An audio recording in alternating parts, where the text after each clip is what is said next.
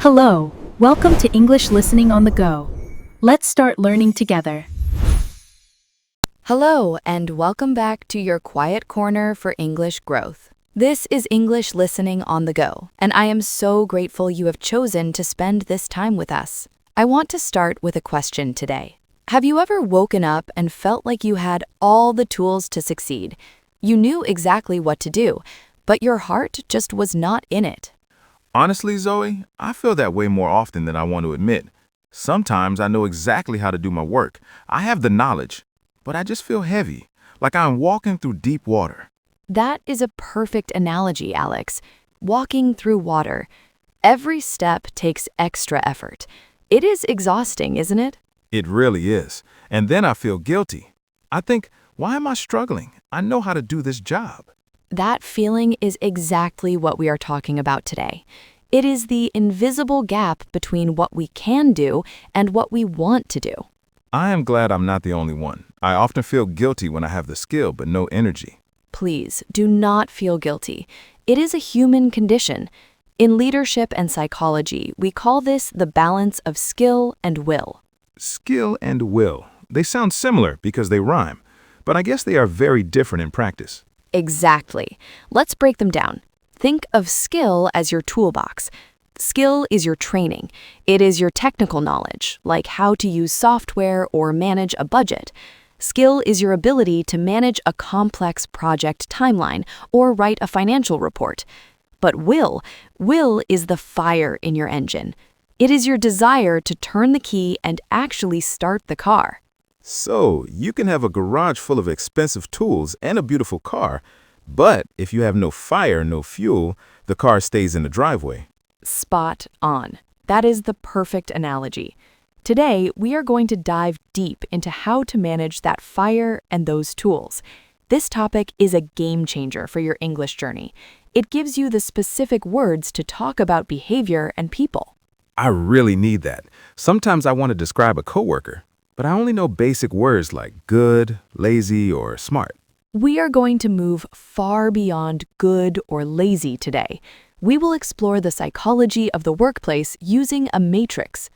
As always, we will speak slowly and clearly.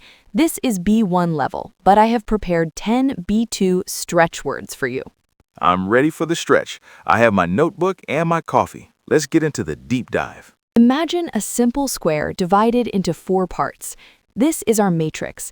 On the vertical side, going up and down, we measure skill. On the horizontal side, going left and right, we measure will. Let's look at the first group in the top left corner. These people have very high skill but low will. We call them reluctant. Reluctant. Can you say that word again? It sounds fancy. Reluctant. It means you are capable, but you are hesitant or unwilling to do something. Reluctant. So, a reluctant person is like an expert who is bored. Exactly. Or an expert who is annoyed. Here's a sentence. The expert was reluctant to join the new project because he was tired. That sounds like a wasted talent. How do we help a reluctant person, Zoe? We find their why. We give them our first B2 word, empowerment. Empowerment. That sounds like giving someone a superpower. In a way, it is. Empowerment means giving someone the authority or power to do something. Instead of telling them what to do, you ask them to lead. You give them the steering wheel. Empowerment. I like that. My manager gave me empowerment to choose the team's new software. Great sentence, Alex. That ownership brings the will back up. Now, let's look at the opposite group. Low skill, but very high will. Oh, that is me when I try to cook a new recipe.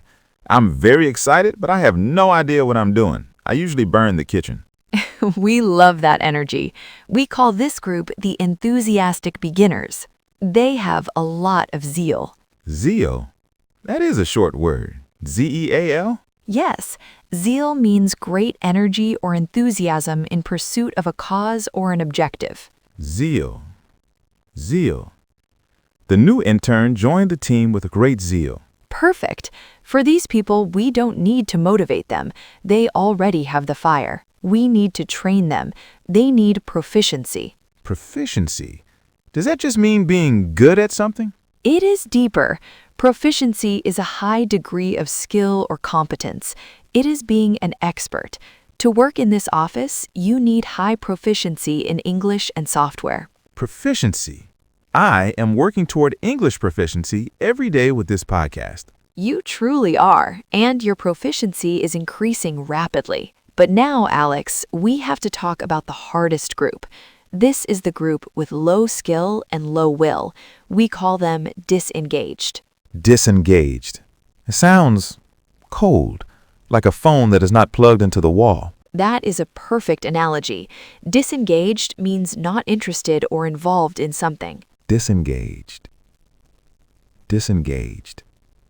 If the instructions are too difficult, the students become disengaged. When someone is disengaged, a leader must look for the friction. Friction, like physics, when you rub your hands together? Yes, but in business, friction refers to conflict or resistance that slows down a process. It is the thing that makes the job hard. The friction between the team goal and the individual goal caused a delay. Ah, I see. So if we remove the friction, maybe their will or energy will come back? Sometimes, that's the hope. Other times, we have to look for a recurrence of bad habits. Recurrence. I hear the word current in there. Does it mean something happening again? Spot on, Alex. A recurrence is the fact of something happening again or repeatedly. We must find the root cause to prevent a recurrence of this error. Recurrence. Recurrence. I hope there is no recurrence of my flu from last month. Me too. Now let's look at the final group, the dream team. High skill, high will, the stars. These people are on a great trajectory. Trajectory? Like a rocket ship blasting off? Exactly. A trajectory is the path followed by a projectile or an object moving forward. In a career, it means the direction your life is going. Her career trajectory leads straight to the director role. Trajectory. Studying English is changing my life's trajectory. That is beautiful, Alex. It really is. But even stars need help. They need to avoid oversight. Oversight? Does that mean looking over a mountain? Not quite. An oversight is an unintentional failure to notice or do something.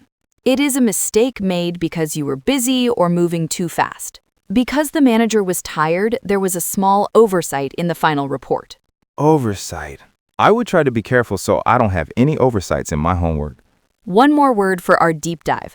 Sometimes stars fail because instructions are ambiguous. Ambiguous? That sounds like a word that describes my feelings about math. Ambiguous means open to more than one interpretation. It means the meaning is not clear. It is foggy.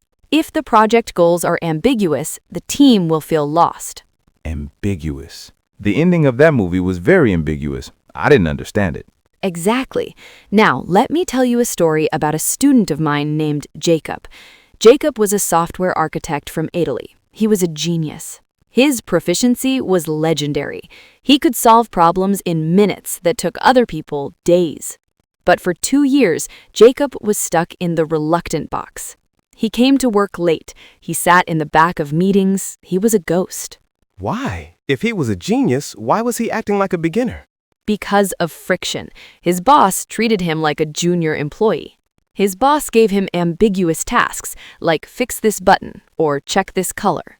Jacob felt his trajectory was going down. He was actually writing his resignation letter. Wow, he was going to quit? That is a huge loss for the company. Yes, but before he sent the letter, we looked at the skill versus will matrix. He realized, I don't hate this company. I hate having zero power. He didn't quit. Instead, he deleted the letter and walked into his boss's office. What did he say? He said, I need empowerment. Stop giving me tasks. Give me the problem nobody else can solve. He asked to lead the massive server migration, a project everyone was afraid of. That is a brave move. Did the boss agree? He did, and the change was instant. Jacob's zeal exploded. He worked late nights not because he had to, but because he wanted to. He saved the company thousands of dollars. He went from a silent ghost to a star. That is incredible. He saved his own career just by understanding his own psychology? Exactly. He realized that will doesn't just happen. Sometimes you have to fight for it. He became a star again. It shows that our will isn't fixed. It can change if our situation changes. Precisely. We can change our own trajectory. Now, Alex, let's do a quick word tour of our 10 B2 words. I'm ready. I have the list. Word number 1, reluctant. Unwilling or hesitant. I was reluctant to try the spicy food, but it was actually delicious. Great. Word 2, empowerment. Giving someone the power or authority to do something. Learning English gives me a feeling of empowerment when I travel. Perfect. Word 3, zeal. Great energy or enthusiasm. She began her new job with such zeal that everyone felt more positive. Perfect. Word 4, proficiency. A high degree of skill or expertise. I need to show my proficiency in Excel to get the promotion. Perfect. Word 5, disengaged. The audience was disengaged because the speech was too long. The audience was disengaged because the speech was too long. Great. Word 6, friction. Conflict or resistance in a process or relationship. There is a lot of friction in our office because the air conditioner is broken. That is a very real kind of friction. Word 7, recurrence. When something happens again. We need to fix the roof to prevent a recurrence of the leak. Perfect. Word 8, trajectory. The path or direction of something moving forward. The company's growth trajectory is looking very good this year. Perfect. Word 9, oversight. An unintentional failure to notice something. I forgot to invite my cousin to the party. It was a total oversight. Perfect. And finally, word 10, ambiguous. Not clear, having more than one meaning. His text message was very ambiguous, so I didn't know if he was angry or joking. You did an incredible job, Alex. Your proficiency is growing every minute. Thank you, Zoe. I feel so much zeal for our next episode already. Before we go, I have a meaningful challenge for our listeners. I want you to look at your own life, your English studies, or your job. Find one area where you are feeling reluctant. Ask yourself, is it because I don't have the skill or because I don't have the will? And once they know, what should they do? If it is skill, find a teacher. But if it is will, you must find your why. That is a tough challenge, but a very good one. Remember, everyone, you are allowed to have low will days. You are human, but don't let it become your permanent trajectory. You have the power to change it. Thank you for being so supportive, Zoe. This was a great talk.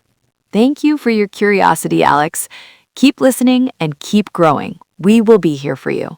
Bye-bye. See you on the go.